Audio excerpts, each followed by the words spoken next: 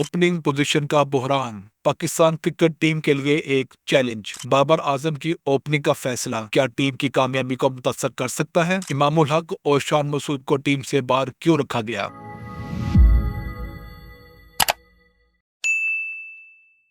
ICC champions trophy 2025 के लिए selection committee ने इमामुल हक और शान मसूद को मुंतखब नहीं किया और इसकी मुमकिन वजूहात भी ज़ाहिर हो गई हैं। फखर जमान की वापसी के बावजूद इमामुल हक और शान मसूद को शामिल नहीं किया गया, हालांकि साइम अयूब जख्मी है और अब्दुल्ला शफीक फॉर्म में नहीं है। इमामुल हक ने 72 वनडे मैचेस में 3138 रन बनाए, जिनमें 9 सेंचुरियां और 20 निफ सेंचुरियां शामिल हैं। तजर्बे और रिकॉर्ड के बावजूद इमामुल हक को मुंतखब नहीं किया गया। उन्होंने आखिरी वनडे 27 अक्टूबर 2023 को चेन्नई में खेला था। सिलेक्टर्स को इमामुल हक के वेस्ट इंडीज के खिलाफ गुज़िश्ता माह के सैर-उज़म मैच में एक दिन पहले टीम से लैदा होने पर तहफ़्फ़ुज़ात थे। पहली इनिंग्स में 5 रन बनाए, दूसरी इनिंग्स में उमैर बिन यूसुफ ने इनकी जगह ओपनिंग की क्योंकि इमामुल हक इस्लामाबाद से लाहौर चले गए थे। दूसरे टेस्ट में सिलेक्टर्स और टीम मैनेजमेंट इमामुल हक को शामिल करना चाहते थे, लेकिन इत्तलात के मुताबिक 29 साल ओपनर की फिटनेस पर सवालात उठ गए। इमामुल हक 2023-24 के सेंट्रल कॉन्टेक्ट की बी कैटेगरी में थे, मगर फिटनेस मसाइल के बायस 2024-25 में शामिल नहीं किए गए। टेस्ट कप्तान शान मसूद का नाम भी ट्रॉफी के लिए ज़ेरे गौर था, मगर 9 वनडे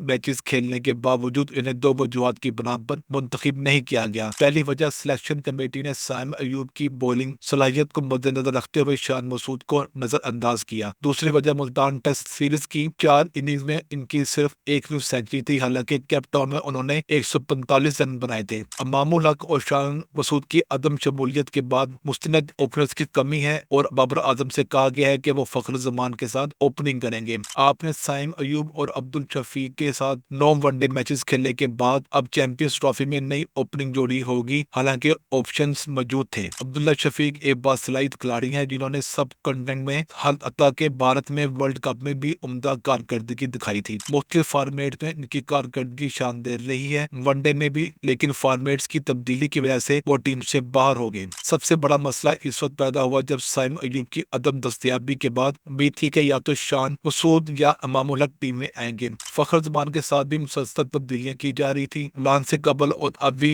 हमारा सबसे कमजोर शोबा ओपनिंग का है। इमामुल हक और फखर जमान के पास 9 सेंचुरियां और 10 निफ सेंचुरियां हैं, जबकि बाबर आजम की 19 या 20 सेंचुरियां हैं। बाबर आजम की सेंचुरियां इन दोनों की मजबूत पार्टनरशिप के बाद ही मुमकिन हुई, जिससे वनडे मैचेस में कामयाबी मिली। अब सूरत हाल बदल चुकी है। अब्दुल्ला शफीक और साइम अयूब दस्तयाब नहीं है, जिसकी वजह से हमने ऑस्ट्रेलिया और जनूबी अफ्रीका में 3 मैचेस जीते। फखर जमान वापस आ रहे हैं, दबाव का सामना होगा, लेकिन वो एक अच्छे खिलाड़ी हैं। वो किसी भी वक्त बेहतरीन कारकर्दगी दिखा सकते हैं। फखर जमान की मौजूदगी के बावजूद टीम में वो एतमाद और तजर्बा नहीं है जो इमामुल हक और शान मसूद जैसे खिलाड़ी फराहम कर सकते थे। अगर नौजवान खिलाड़ी पर भरोसा करना था तो असीमुल्लाह को तैयार किया जा सकता था और इसका औसत तकरीबन 50 से जायद है। स्ट्राइक रेट 88 है, लेकिन हमने उस्मान को शामिल किया कि वो ओपनिंग और विकेट कीपिंग करे, जो T20 में मुमकिन है मगर वनडे में मुश्किल लगता है। हमारे पास अब्दुल्ला, अमाम, शान, उस्मान, हसीब जैसे खिलाड़ी मौजूद थे, लेकिन हम इन्हें मुनासिब तरीके से मौका नहीं दे सके।